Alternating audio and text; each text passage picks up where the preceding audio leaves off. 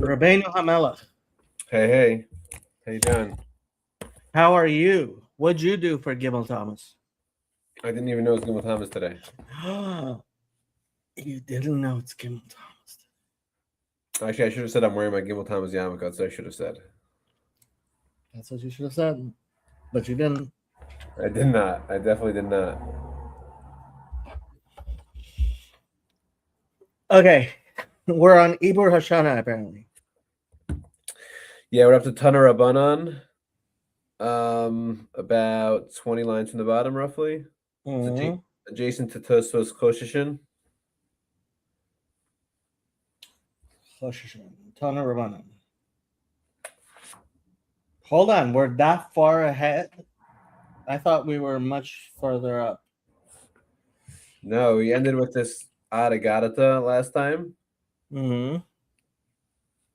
So, okay.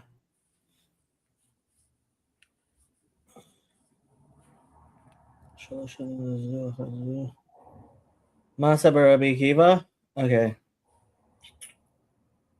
How come I forgot about all this? Did you chazer this week? I did not chazer this week. I didn't chazer last week either.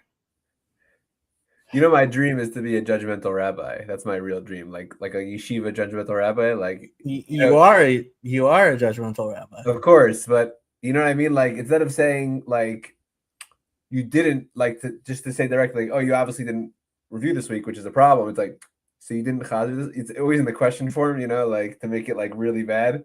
Like look. The Jewish way is to ask questions. That is you need the extreme condescension to really get to nail it. Extreme. It's because they had such expectations of you, Daniel Shalom. Clearly. Okay. So, Tana Rabban, Ein ma'avren et hashana lo b'shvit v'lo b'matzei shvit. Oh no, I was saying we're a little higher up than that. Tana Rabban above that. Ein ma'avren et hashana. Okay. One right below that. Okay. So Tana Rabbanan Ein ma'avren et hashana lo mishana lechaverta v'lo shalosh shanim zu achar zu. Amar Rabbi Shimon Masa Rabbi Akiva shahaya chavush bebeit asurim ve'iber shalosh shanim zo achar zo. Amrulo misham raya beit din yashvu v'kavu achat va'achat bizmana.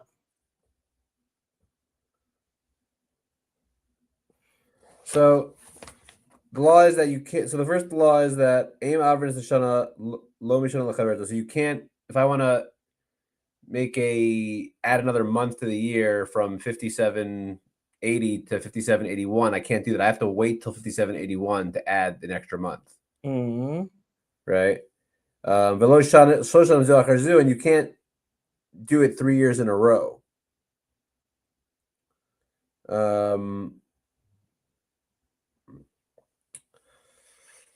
Let's hear Rashi says, "Below shalosh shana zu achar zu she'im kain mishtanos hashana mitikunam ubola nisan hashlishi be'emsa hakayis." So if you do it 3 years in a row, if you would add an extra Adar, an extra month, 3 years in a row, then it would end up being Nisan gets pushed outside of the Chag of the spring. Okay. And then there's a story about Rabbi Akiva who he was in prison for 3 years, and it seems like he did do it consecutively year after year. So we see. Oh, so Amrullah, the rabbi said back to Rabbi Shimon, no, Misham Ra, you think that's a proof? But Bezdin Yashvu Kavu Achas Achas Zmana.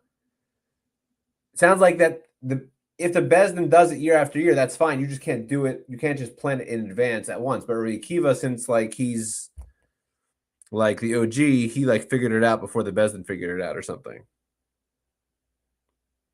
This is a very strange story. Well, let's hear what Rashi says. Bezin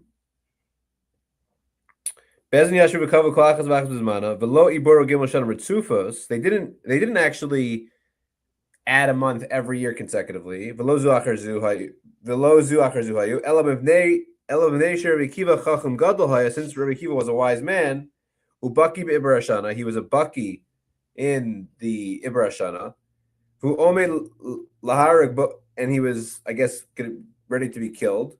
And Bo Bezdin Yashurimo, and Bezdin came and sat with him, Viyano Ibra Gimel Shanim. And they discussed extending 3 different years.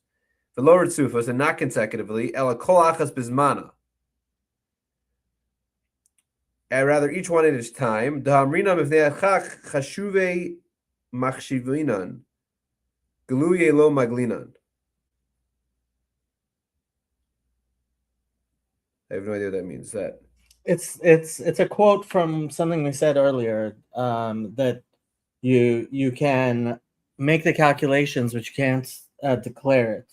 Oh, so that's the first interpretation of Rashi, and then Lishna Achrina V'lo Gimel Shanam Zu Achar Zu Tanakama Nami Baha Ka'aser Shalo Inyana B'Iver Shlo Shanam Zu Achar Zu B'Yeshiva Achas Hafiu LaAbram B'Zmanam Lishna Achrina V'lo Gimel Shanim Zu Achar Zu Tanakama Nami Baha Ka'aser, meaning everyone agrees you can't do one after the other. Shalo Yanu B'Iber Shlo Shanim Zu Achar Zu B'Yeshiva Achas Hafiu LaAbram B'Zmanan. So he's saying there's 2 opinions. There's one that you can't sit there and say, "Oh, the next 3 years are going to be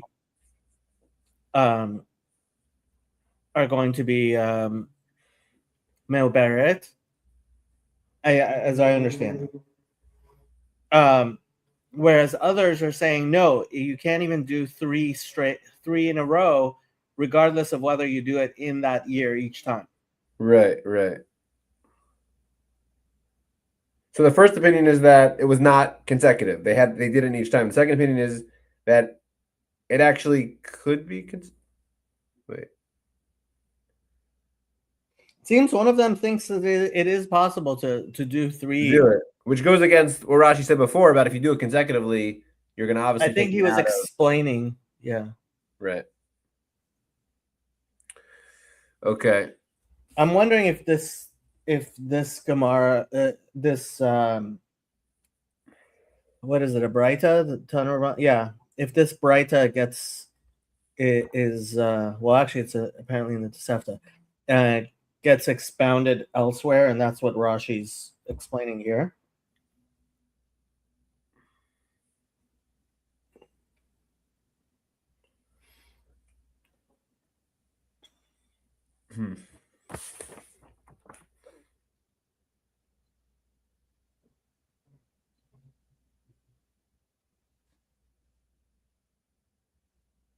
Oh, I'm cheating in the art scroll now. Me too, yeah. And it says, Rashi cites the second interpretation of the Brisa as well. According to that, the Brisa does not discuss extending 3 consecutive years, but rather calculating 3 leap years in advance. So let's say I want to calculate the next 10 years, and there are 3 leap years within those 10 years. That's what the second opinion is the subject of dispute. Okay. So the Tanakama ruled that a court may not deliberate whether to extend 3 non-consecutive years in the future, even if they will proclaim the leap years as they come. Mm-hmm. So weird. It's so funny. Especially you consider these laws are funny considering the fact that we just have a calendar now that's just baked in. It's done. It's interesting. Yeah, and we have for like 2,000 years. Yeah. I still don't get who has access to this calendar. I still don't understand this. Right? Meaning this is, I mean, I've told you, Sod HaIbur. I know, but seriously, I don't understand. I'm serious. No, but like, how did we get this calendar? I don't meaning my understanding is we actually know, like, what year are we in? 57, 80, whatever? 85, yeah. Like, my understanding is we know, like, what time Shabbos is going to be and one time Yom Tov is going to be in, like, 6,400. Like, that's my understanding. Yeah. Somehow we know that. Yeah, because there was it a system in place? He must have given no. So this was Hillel the Younger, right? Hillel HaZaken. It was Hillel HaZaken. Okay. I think. Okay, it wasn't the Hillel though. Olson's getting bored. Yes, we are still talking about the leap year. Yeah, yeah. So he set it up, but the fact is, the rabbis made it this big secret, and to this day, it kind of is. Like the exact I have to ask. thing. You know, there's a rabbi in Baltimore, who's like a famous rabbi who's like an expert in Yeah, all things. yeah. There are people who become bakiim Yeah. in this type of stuff, and they're the ones. But like it doesn't get taught. Right. Like you would think everything, with like, but it's not. It's considered more like it's along the lines of just amazed. It's considered along the lines of like Kabbalistic stuff that just you don't like, because honestly, like I was thinking, if you want to appease the people who are like yeshivas don't teach enough math and science, Right. like, dude, just have a class on like the Jewish calendar and like do the math and do the stuff, and you can make a textbook, right? And could be like the high school yeshivish Right. math book, right? Right. But I don't know this for sure, but I think allegedly this guy is apparently like a real expert in he's a rabbi in one of the schools in Baltimore. It's actually funny. I pulled up this page and you see all his lectures are regarding these topics, which is funny. I didn't even mean to like pull this up, but when this guy Rabbi David Heber, you see his lectures right away come up, and it's showing all things about the years and the seasons. Let's see if it says anything about it. He recently authored The Intriguing World of Jewish Time, Fascinating Zmanim and Calendar Calculations, published by Israeli Books. Okay, so he has a book on it. So he's into this type of stuff. okay. Anyhow, Is the name of his book Sod HaIbur? the name of his book is Fascinating Zmanim and Calendar Calculations. That's not the book name of the sefer. Come on. Oh no, it's an English book. You can't write a sefer in English. I'm joking with you. I'm joking. Interesting.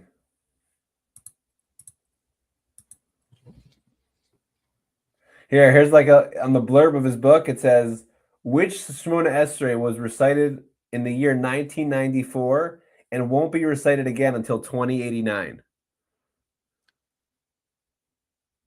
Which Shemona Esrei was recited in 1994 and won't be recited again until 2089. Must be now that's a good hook to get you to buy the book. Must be something like Shabbos, Rosh Chodesh, Yantif, something. Neila. Yeah. Like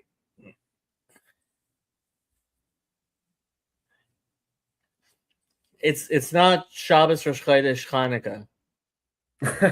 It might be. I don't know. No, that happened recently. Here, on the night of his bar mitzvah, a boy flies from Australia to Los Angeles, where it is a day earlier. Does he now become unbar mitzvahed? Classic question is, this is one of the very few halakhic questions the Rebbe famously only got involved in a few halakhic questions. Mm-hmm. One of them was, what does a person do if during Sphira they fly from Australia to the United States? Mm-hmm. So, like, what day does he say the bracha? Which day does he nerd snipe Jacob? Who's nerd snipe? Which day does he celebrate Shavuos? Oh, crazy. Yeah, because it's Uspartem Lachem, right? So he has to count 49 full days, and if it's not going to be, Yeah. All right. So what do we got next up here? We got Tanar Rabbanan. Ema Abed is the Shana. We do not. How do you even translate it? I just say Ma'aber, like intercalate. We do not intercalate. No one. I've never heard anyone say that word in my life. We do No not one says that intercalate a word. month into the Lo Shvius, not in the year of Shvius. Oh, that makes sense because you don't want to extend the Shvius cycle. I The Lo guess. Shvius, and not the following year of Shvius. So not to delay the Omer offering. So I think so that people will have don't have to worry about Yashan and Chadash. Yeah. But I thought you were going to explain it for the audience what Shvius is. Oh, Shemitah is the sabbatical year. So on the seventh year, you're not allowed to plant in the land of Israel, and so people can't. So you don't extend it so that people don't have a 13-month period when they're not allowed to plant. And then it says afterwards, which I'm guessing is so that people will have food to eat, because you're not allowed to eat grain until the grain has passed over the first day of Passover. Right. That was a good pun. Well done. Yeah. So Amasai Regilon Aber. When is it normal to intercalate a month? Erev Shvius, on the year before Shemitah. Shalbeis Rav Gamliel Haim Amar Motzi Shvius, and according to Rav Gamliel, they would do it even Motzi after Shemitah because they weren't concerned about this issue with the Omer offering. I don't know why they wouldn't be concerned about it. I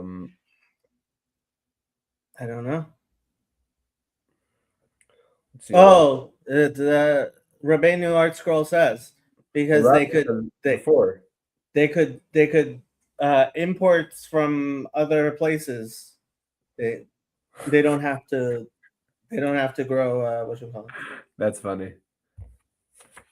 But are you a 5-year-old goy? Because 5-year-old goys probably shouldn't be studying Talmud. This is actually also pretty funny. It's actually really interesting. 50 years. You know, so when Israel sent an astronaut into space, right? Rahman al-Islam, he actually passed away. So one thing he did is he took the Torah scroll up into space with him, right? And he himself wasn't very observant, but because he was representing the state of Israel, he thought he should be, everything should be kosher. So he asked a rabbi how he cannot be Machal Shabbos, considering they were going around the earth 7 times, like every so many hours they were going around the earth, right? Right. And so the psak was midoraita, from biblical law. There is no keeping Shabbos off of earth. Right. But just like when you go, let's say, live in Norway or something, where the hours are so crazy, like that sometimes you have a month without it being a sunset. He should keep Shabbos every 7th day as a thing, right? That's what I was thinking. That would be my psak. Yeah, that would be your psak. Good. Yeah. It's kind of difficult to it's pretty difficult to discuss these things without any jargon, unfortunately. It becomes very, very difficult to study Gemara without jargon. Sorry. If Well, there's a specific word, ask us. But like, if we were to try to speak purely in English, we would fail. Well, now we're going to take a dispute between the rabbis and show that it's actually a dispute that happened in earlier times, which is one of the most fascinating things I find in the Talmud, that it does this. Constantly, yeah. It's fascinating. We put the Hani Tanai, and this argument was actually happened earlier on, the Tanya, because it says in a brisa, Yeah. you cannot bring vegetables from outside the land of Israel. Mm-hmm. And the rabbis permitted it. Oh, so it's the rabbis saying, agreed with. So Rabbi Gamliel agreed with the rabbis that you're allowed to import it. Yeah. Got it. And so it was the ones who said who wouldn't allow yeah. Got it. Yeah. My benayu. Mm-hmm.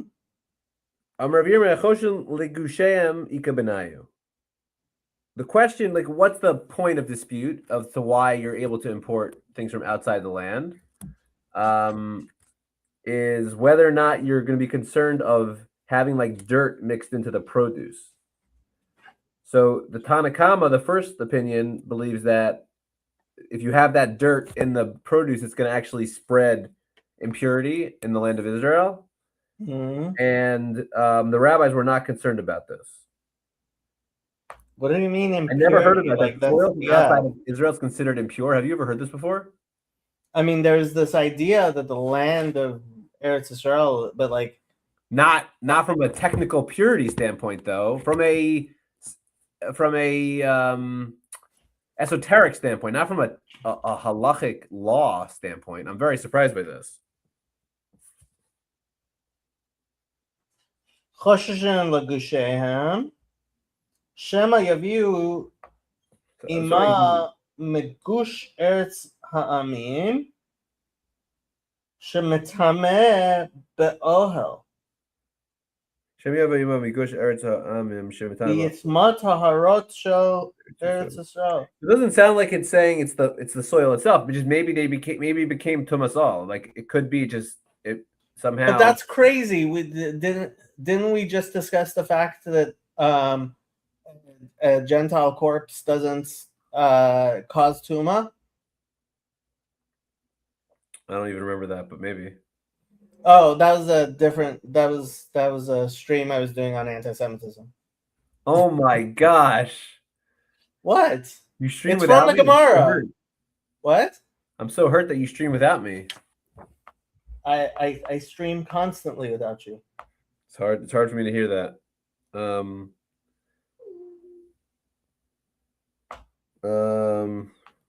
What's our friend saying here?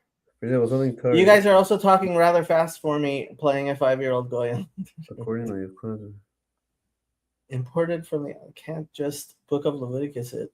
Like, I have no idea what you're saying, Dot Warner. It's weird because it doesn't sound like it has to do with anything. It doesn't sound like it has anything.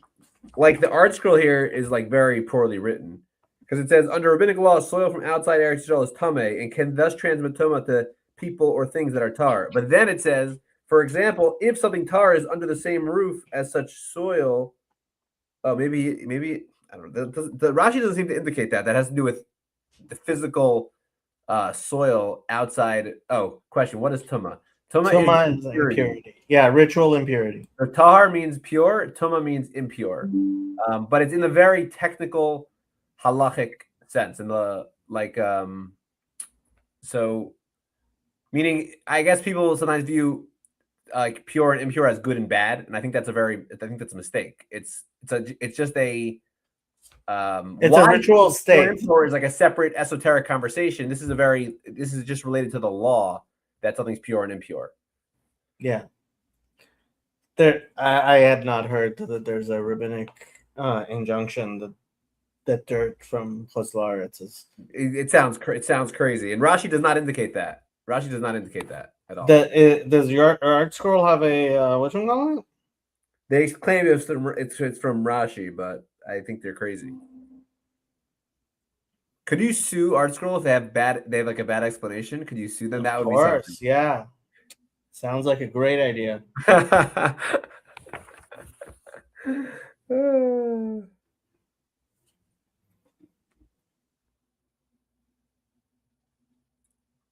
All right, let's keep going here. Tanar Rabbanan. Ema Abrin es Hashana v'nei Atama. You cannot intercalate a year because of Tuma.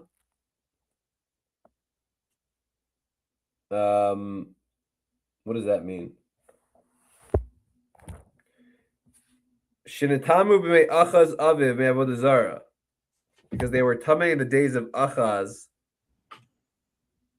Shitamu b'yamei Achaz Aviv me'avodah zara shelo chashu l'Torah. Ve'im Chizkiyahu makzin l'muto v'yeda shelo yasfiku kulan lavo l'tara ad ha'pesach le'Ibrashana. Where are you reading it from, Rashi? Rashi. You're not intercalate a month.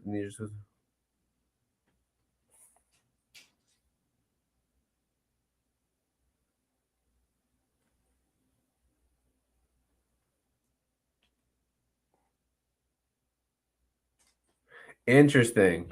So if for some reason, it sounds like for some reason, if the entire nation of the Jews are impure before Nisan for giving the Passover offering, there's a law that you're actually allowed, if everyone's impure for some reason, I guess like two wrongs make a right. If everyone's impure, then you're allowed to actually bring the offering, and therefore there's no reason to extend the year because of that. That's what I'm reading in the Art Scroll. Yeah, there is this idea that if all of Bnei Israel are Tameh, then you can still bring the Pesach. Right.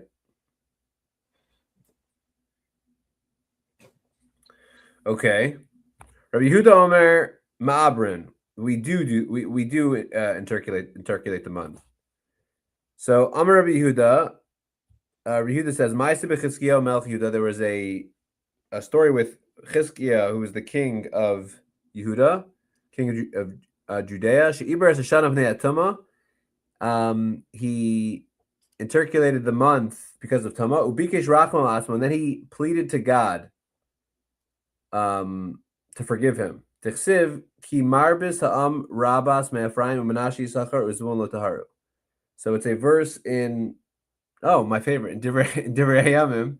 It says that for a multitude, I don't know why you're so anti-Chronicles. For multiple people, many from Ephraim and Menashe, Yisachar and Zevulun had not purified themselves. Ki achlos vesa below kakasuv, and they ate the Passover sacrifice otherwise than it is written. Ki ispalel Yizkiyahu aleim lemar Hashem hatov yichaper bad. But Chizkiyahu prayed for them and said, "May the good God pardon the transgression."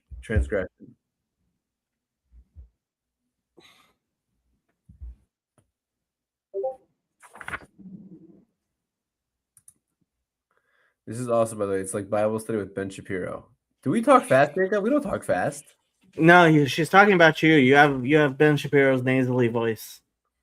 Oh my gosh, that's such a compliment.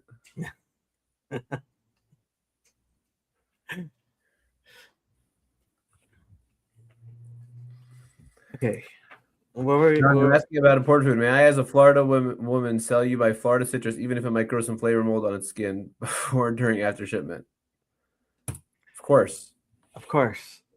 I think she's talking about Saras. We're not talking about Saras here. And Lucky is doing well. I think, hopefully. He seems to be doing okay. We'll see. Hopefully he'll have the drain taken out tomorrow. I have no idea what he's eating, but hopefully it's something good. Yeah. Hopefully he'll have his drain and some of his stitches taken out tomorrow. And if we're lucky and nothing got infected, then he should be all fine. Amen.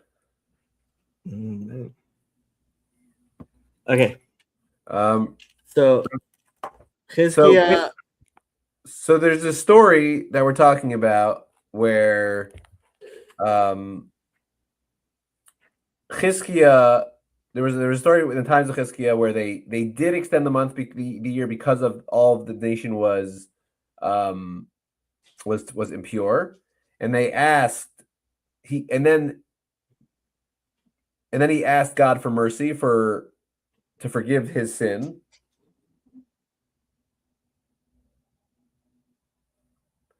And then what's the pasuk of where he asked for mercy? I mean, where did they get this idea that he was Ma'aber the Hashana? You know, Yehuda is saying that we do extend, and then he brings a story where they did extend, but then they asked for mercy for extending it. So it seems to be counterintuitive to his point.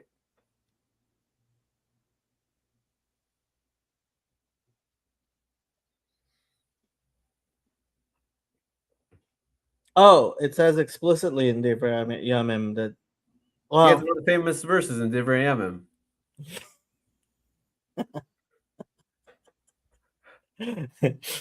You know, after 120, you're going to be Muhammad Bedin, and Divrei Yamim is going to come and remind you of everything you ever said. I might be an expert in Divrei Yamim by then. I actually I learned Job this morning in honor of Jess. Ah, very nice, very nice.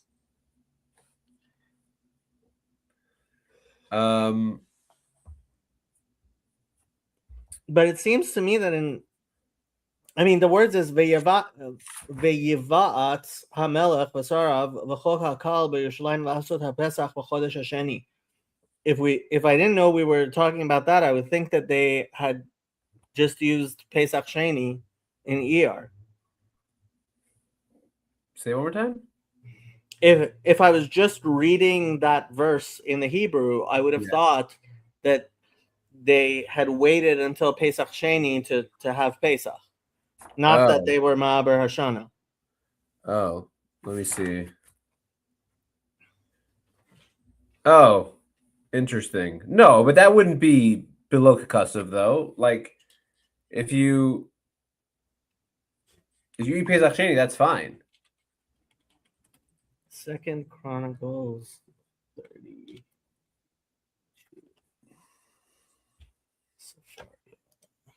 Pull it up. Share the screen. I want to see some verses. Because we all know how much you love Divrei Yamim. Donnie might as well be speaking at an auction as an auction barker when reading language I don't understand. Hilarious.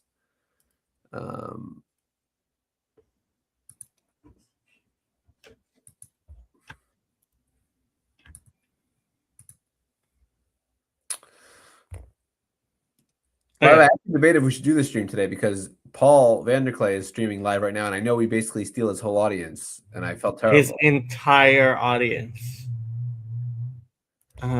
Commentary. I mean, it's just hard for Paul to compete with this, obviously. I mean, look at your screen. Malbim, yesh plukta b'zeh, shadat Rabbi Yehuda v'chachamim. Right, this is it. Et hazah shana. Pirish b'chodesh hasheni l'machuto. Ki hu asa chodesh Nisan shehu chodesh Rishon v'chodesh hasheni. V'dat Rabbi Shimon ben Yehuda mishum Rabbi Shimon shepirish b'chodesh Iyar. See, I'm not the only one. Baruch shekavanti. Wait, let me read it again. Show me the point. It says, Yesh plukta bezeh.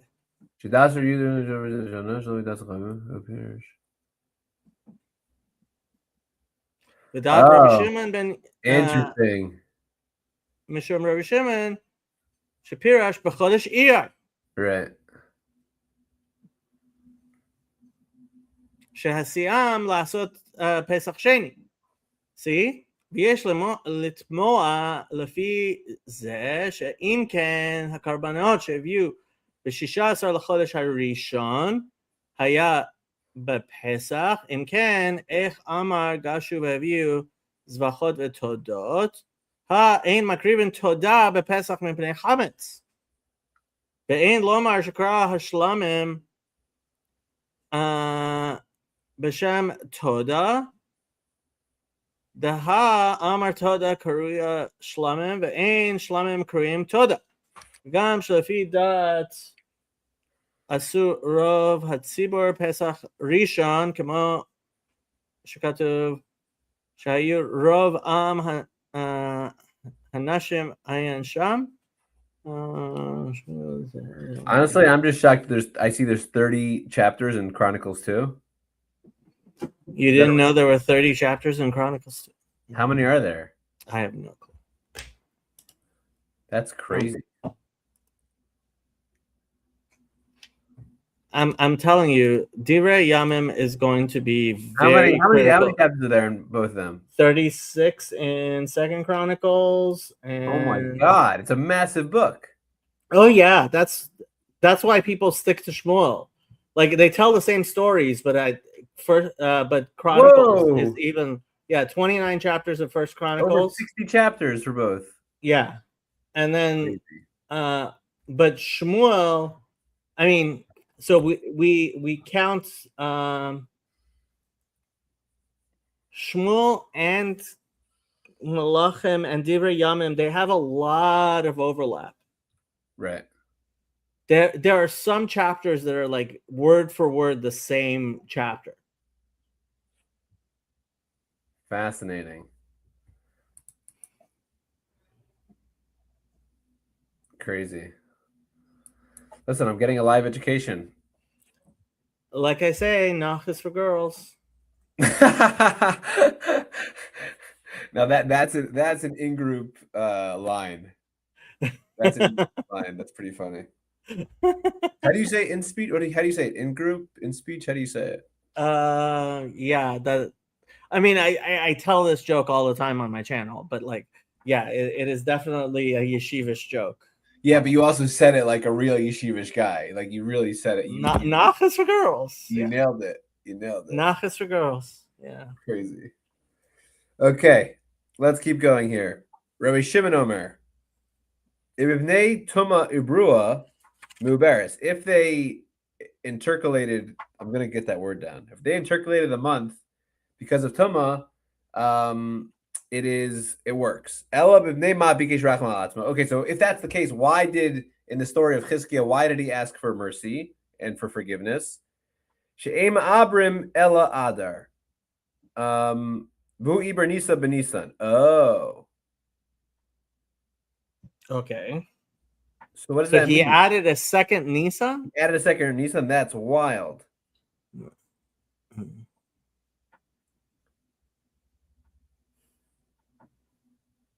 Well, let's keep going because it's gonna go through it. Rishimon Yehuda or Rishimon Bivnei Shehisa Es Yisrael Lasos Pesach Sheni. He asked for forgiveness because he improperly advised the Jewish people to observe Pesach Sheni. Oh, okay. So apparently I didn't need to go all the way to the Malbim and Divrei Yamim. It's right here. Right. So Amar Mar always reflects back to something we just said. So Yehuda Amar Ma'abrim. Alma Islay Rabbi Yehuda Tuma Dechuya Hu B'tzibur. So Rabbi Yehuda says we intercalate the month. So we see that Rabbi Yehuda believes that Tuma Dechuya, but once you have an entire tzibur, an entire congregation that is impure, you're still allowed to bring the offering, which I never knew. That's fascinating to me.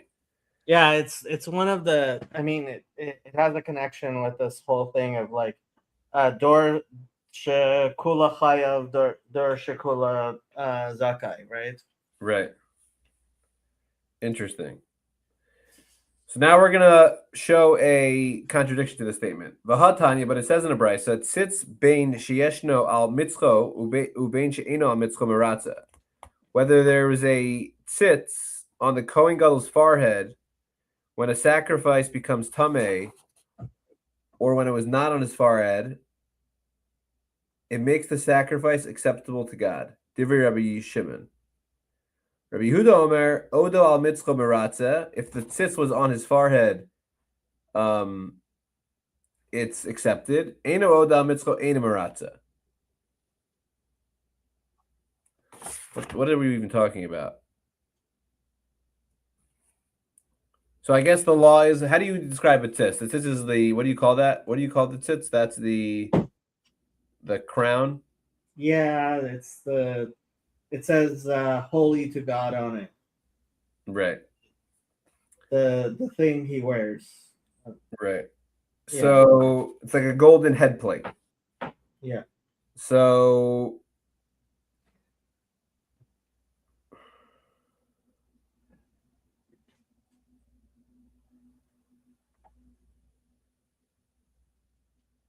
I'm trying to think, how did it work? Didn't only the Kohen Gadol wear it tzitz, not the Only the Kohen Gadol. Yeah. Yeah. So what are we even talking about? So I think we're talking about Yom Kippurim. Must be.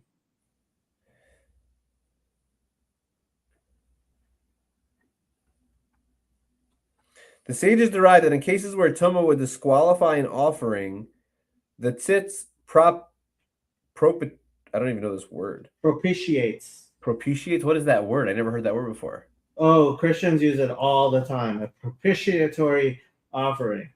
It means maratza. It means like it's accepted? Yeah. Okay. Yeah, Christians are constantly talking about propitiatory. Like they talk about almost nothing else. Okay.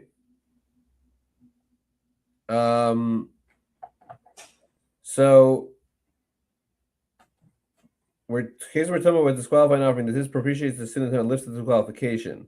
That is, if an entire offering became tameh, the blood service would be invalid and the offering disqualified.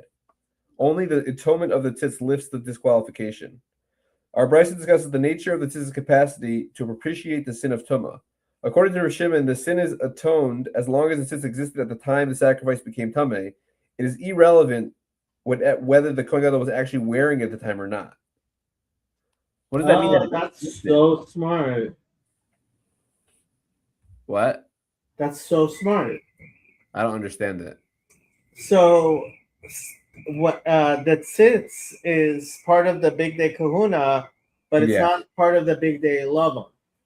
So he's saying, if when he's wearing Big Day Lavan and he goes inside the Kodesh Kadoshim, he's able to be maratze without wearing the tzitz at all. It just the fact that the tzitz is tame shouldn't be mavatel the Who's this thing about Big Day Lovin'? Where are you getting that? Oh, from Rabbeinu Art Scroll. Really? I don't. But it doesn't say that in the Gemara anywhere. Kohen Gadol b'Yom HaKippurim yochia. She'eino al mitzvah, that he's not wearing the what's it called? Oh, and so okay, got it. He doesn't wear the tzitz as part of Big Day Lava. Right. So Amar Yehuda Hanach Liyom Kippur Sh'Tamah Hutro B'Tzibor. Set aside the proof from Yom Kippur because only communal offerings are offered in Yom Kippur, and Tumah is permitted when the community is involved. Oh, that's the expression Tumah Hutro B'Tzibor. I feel like I have heard that maybe.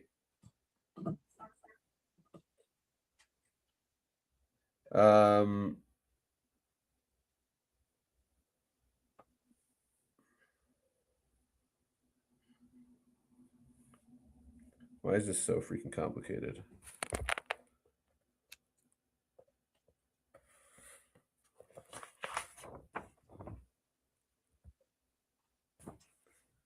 I have no idea what the comments are saying at this point. I'm lost. I'm not sure what's more confusing, the comments today or the Gemara itself. I think we should. I took off my glasses, so I can't see the comments at all.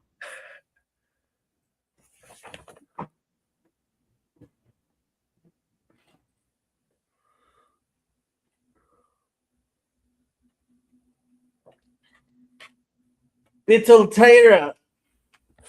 Should we pause this for now and pick up next week? We'll because we have to really start again just to go through. It's getting more and more complicated here. Yeah, it's gotten very technical. I would start next week from again from the end of 12a. Let's go through that. Did we miss any Ben Yehoyada's? I don't think he has anything for a couple more pages.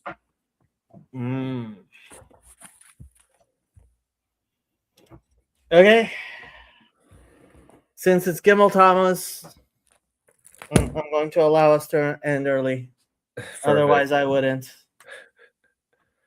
Awesome. We've only gone 45 minutes, but as is the Chabad way, we're Mavatal Torah for Gimel Thomas.